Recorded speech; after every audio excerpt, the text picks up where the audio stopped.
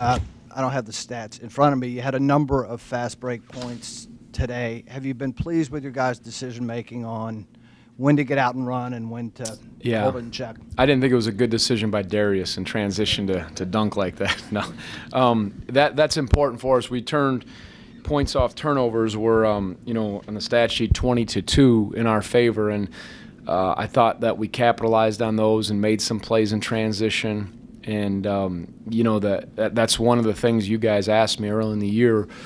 What does Darius bring? And I think he's good in the open court. He brings a different dimension that way, and he slashes, as you saw today.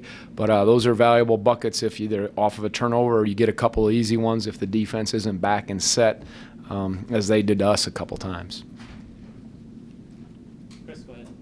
It seemed like in the half court you didn't have the pace on your cuts or the purpose on your cuts that you normally do. Yep. And it kind of bogs you down in the half court. What was bothering the guys today, you think? We were sluggish. They're very containment and pack oriented. And a couple times when we thought maybe they were in zone, we were slow getting into our zone. We were slow getting into stuff. You're right about that, Chris. It was it just seemed like we wanted to go inside. We wanted to make a point of it. We thought we had an advantage, but we were out of sync with our timing. We have some timing things, and we always talk about pace and timing in the offense. And I thought both were below average today. Some nice plays were made, but it was a so-so half-court man-to-man offensive effort. Even against the zone, we were just so-so. But that's why those open court buckets were good. And then defensively, I'm sure I'll get asked that, but it's a team they test you, and you have to be disciplined in a stance and work. And I thought we were right or ready defensively to guard all of the Princeton action that they're very good at. Coach Malcolm had a big start first half and then didn't score until like 3 minutes to go. You got scoring from other places. Did they change what they were doing, and how much did you like seeing the other guys kind of carry the load? Yeah, no, I think Anthony got going. Evan Nolte gave us a nice lift. There are just a few things that happened. I don't know if they changed or not, but we needed that balance. And, without London, it's a little different. He's accounts for some points, but also creating for some other guys, for some of the interior guys off quick plays. So, perhaps that's why we were a little out of sync, or I hope that was it offensively. But balance is huge. Inside, outside, touching the paint, couple big offensive rebounds, drawing fouls. When your offense is not clicking, you got to get it in all those other areas that are important, and then your defense has to stay in there. Jeff, then Doug, then Jerry. You mentioned the defense. I know you weren't wild about it the other night at Ohio State. Was this a little bit more what you would? Yeah, it was better. You have to be continuous against William and Mary because they're always back cutting, lifting up. They're playing pretty much four perimeters, and they're different than some teams. Like they didn't shoot it particularly well from three, but they're capable off the dribble. They try to get some buckets in transition, and they really attack you off the dribble. Number 4 early, he was Omar Pruitt, very good player. He was hard for us to handle, and you can see Dixon could get some shots, but he split some ball screens. So they put pressure on you off the bounce, and then they're always moving it, and you got to sustain your defensive stance and possession for most of the clock. Like, you're trying to wear each other down. Obviously, London was in uniform, went through some of the warm-ups. Where is he right now? We'll find out. We'll practice tomorrow and get a feel for it. He has not practiced yet. I don't know how many days. Is it 6 days or 7 days today? 6? 7? 6? 6. Okay. 6, 7. What's that? We'll see how practice goes tomorrow and the next day. I hope, of course, we hope. We don't. This is about the William & Mary game, but of course we're playing a team that's very pressure oriented. So we'll see. I'm hopeful. I don't think there have been any setbacks. And again, you said it, that Justin Different was 8 days, I think, before he played or something like that. So we're getting in that range. Hey, Jerry, and then Mike. Tony, you have a rather challenging stretch coming up. At 7-1, where do you think your team is right now, and what do you hope to find out about them during that stretch? Yeah, just trying to take steps, Jerry. Going on the road without London, playing a team that's a good team in William & Mary.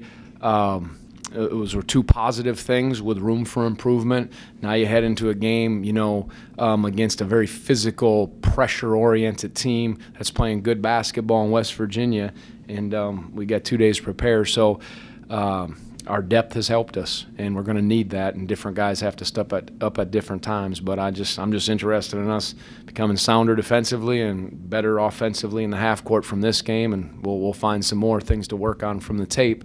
But I encouraged him because I watched him in practice yesterday, and I saw something that I told him before the game that was special in my opinion. I saw the way Malcolm was encouraging the other groups on the fly. I watched the guys come together defensively because they knew they had to. And I said, I'll take that team into battle anytime. Don't know if it's enough to get it done today or the next game, but if they're locked in and are kind of unified like that, I was so pleased what I saw with just how it played out in practice yesterday, and I thought they were ready from the opening tip, and that's all I can ask. As a fan of the UVA athletic teams, what did you make of the events overnight? Yeah, I'm obviously you're asking about the new hiring. I don't know Coach. I know he's very successful.